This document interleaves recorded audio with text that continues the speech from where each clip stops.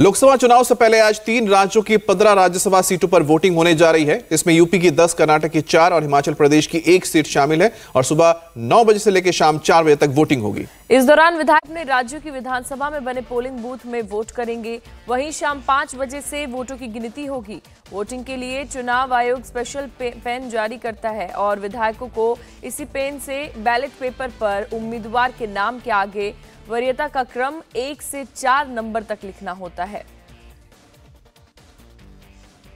और यूपी की 10 सीटों में एक एक्स्ट्रा कैंडिडेट उतारकर बीजेपी ने समाजवादी पार्टी की मुश्किलें बढ़ा दी है। वहीं कर्नाटक और हिमाचल प्रदेश में बीजेपी ने उम्मीदवार उतारकर कांग्रेस का अंकगणित खराब कर दिया है।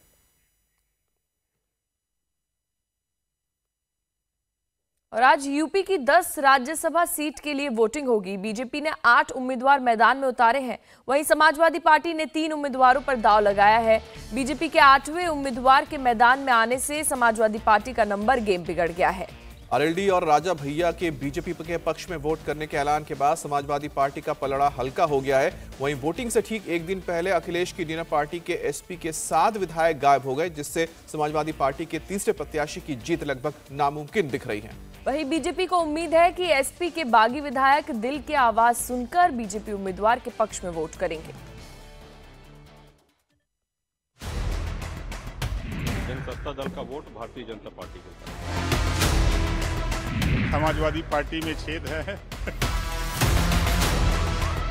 जो घोषित प्रत्याशी हैं एनडीए के 8 के 8 जीते। क्रॉस वोटिंग तभी होगी, सत्ता या तो लालच देगी या डर देगी, तभी क्रॉस वोटिंग होगी।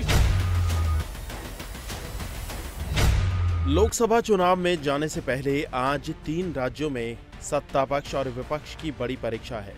आज 3 राज्यों में राज्यसभा की 15 सीटों पर वोटिंग है। इस चुनाव में सबसे बड़ा खेल नंबर का है। आज यूपी की 10, कर्नाटक की 4 और हिमाचल प्रदेश की 1 राज्यसभा सीट के लिए वोटिंग होगी। तीनों ही राज्यों में बीजेपी ने प्रत्याशी उतारकर कांग्रेस और समाजवादी पार्टी का अंकगणित खराब कर दिया है।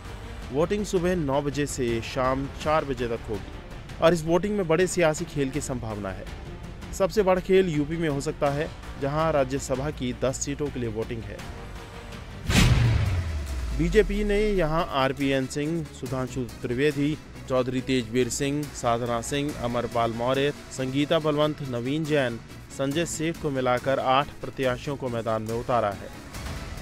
बीजेपी ने संजय सेठ को अपना 8वां उम्मीदवार बनाया है। संजय सेठ का मामला फंसा हुआ दिख रहा है। हालांकि बीजेपी का कहना है कि उनका 8वां उम्मीदवार भी जीत दर्ज करेगा। हमारे साथ निषाद पार्टी, ओम प्रकाश राजभर की पार्टी, सुहेलदेव समाज पार्टी, अपना दल, राष्ट्रीय लोक दल और जनसत्ता दल के माननीय विधायकों का समर्थन हमारे साथ है और मुझे विश्वास है कि हम सब लोग मिलकर जो घोषित प्रत्याशी हैं एनडीए के 8 के 8 जीते। वहीं राज्यसभा में समाजवादी पार्टी के तीनों प्रत्याशी जया बच्चन, रामजी लाल सुमन और आलोक रंजन को मैदान में उतारा है। हालांकि अखिलेश यादव ने अभी तक अपने प्रत्याशियों की वरीयता तय नहीं की है।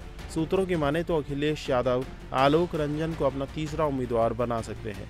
इसका खुलासा आज सुबह 8 बजे इंडिया अलायंस की होने वाली बैठक में अखिलेश यादव करेंगे। विधानसभा के अंदर जो हम लोगों का कार्यालय है, वहाँ सब लोगों को 8 बजे बुलाया गया है और सारे विधायक समाजवादी पार्टी के प्रत्याशी के पक्ष में मतदान करेंगे। हम लोगों को पूरी उम्मीद है कि सारे सदस्य जो है वो हम लोगों को वोट देंगे और तीनों प्रत्याशी चुनाव में विजयी होंगे।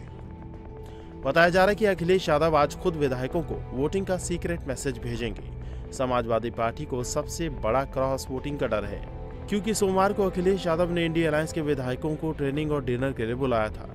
लेकिन एसपी की डिनर का स्वाद तब बिगड़ गया जब एसपी के 7 विधायक इस डिनर से गायब रहे। राकेश पांडे, अभय सिंह, राकेश प्रताप सिंह, मनोज पांडे, विनोद चतुर्वेदी, महाराज जी प्रजापति और पूजा पाल अखिलेश की डिनर में नहीं पहुंचे। ऐसा माना जा रहा है कि ये सभी विधायक बीजेपी के पक्ष में वोट कर सकते हैं। ये डर अखिलेश के लेटेस्ट बयान में भी दिख रहा है। समाजवादी पार्टी में छेद है। ये क्रॉस वोटिंग होनी है तो ये टीवी पे तो चल रहा है कि समाजवादी पार्टी को भय व्याप्त है। उन्होंने अपनी हार स्वीकार कर लिया कि हमारे सांसद, हमारे विधायक लोग तैयार हैं एकदम। जो चुनाव होने जा रहा है उसमें सरकार दबाव बना रही है। विधायकों पे दबाव क्या बनाएगी सरकार, और ये सरकार का तरीका है काम करने का। लोगों को डराना, लोगों को धमकाना, एजेंसियां लगा देना, या कोई पुराना केस हो उसको निकाल करके उस पर दबाव बनाना, ये सब कुछ चलने वाला नहीं है इस चुनाव में। वहीं वोटिंग से ठीक एक दिन पहले जनसत्ता पार्टी के मुखिया रघुराज प्रताप सिंह और राजा भैया ने अखिलेश यादव को बड़ा झटका दे दिया है। राजा भैया ने साफ साफ कह दिया कि उनकी पार्टी बीजेपी प्रत्याशी को वोट करेगी, लेकिन अभी भी बीजेपी और समाजवादी पार्टी के सामने नंबर का संकट है। यूपी में राज्यसभा चुनाव में एक सीट जीतने के लिए 37 विधायकों के मतों की जरूरत है। बीजेपी को सभी 8 प्रत्याशी जिताने के लिए 296 विधायकों के वोट की जरूरत होगी, लेकिन एनडीए के पास इस वक्त 287 विधायक हैं, यानी 9 कम, जबकि इंडियन अलायंस को तीनों उम्मीदवार जिताने के लिए 111 वोटों की जरूरत है, लेकिन उनके पास अभी 108 विधायक ही हैं, यानी 3 कम। विधानसभा में इस वक्त बीजेपी के 252 विधायक, सहयोगी अपना दल के 13, आरएलडी के 9, निषाद पार्टी के 6, जनसत्ता पार्टी के 2, सुबह सपा के 5, अब्बास अंसारी को छोड़कर, क्योंकि वो इस वक्त जेल में हैं। वहीं एसपी के 108 विधायक हैं, इनमें से 2 विधायक रमाकांत यादव और इरफान सोलंकी जेल में हैं। ऐसे में एसपी के पास 106 विधायक रह जाते हैं। कांग्रेस के 2 वोटों को मिलाने के बाद एसपी के 108 वोट हो जाते हैं। अब एसपी की निगाहें बीएसपी के एक विधायक उमाशंकर सिंह पर टिकी है। ऐसे में बीजेपी और समाजवादी पार्टी दोनों को क्रॉस वोटिंग से बड़ी उम्मीद है। अब आज ये वोटिंग के बाद साफ होगा कि कौन किसके साथ रहा और किसने पाला बदला। कर्नाटक की 4 और हिमाचल प्रदेश की 1 राज्यसभा सीट के लिए वोटिंग होने जा रही है। हिमाचल में कांग्रेस ने अभिषेक मनु सिंघवी पर दांव लगा दिया है, वहीं बीजेपी से हर्ष महाजन चुनावी मैदान में उतर गए हैं।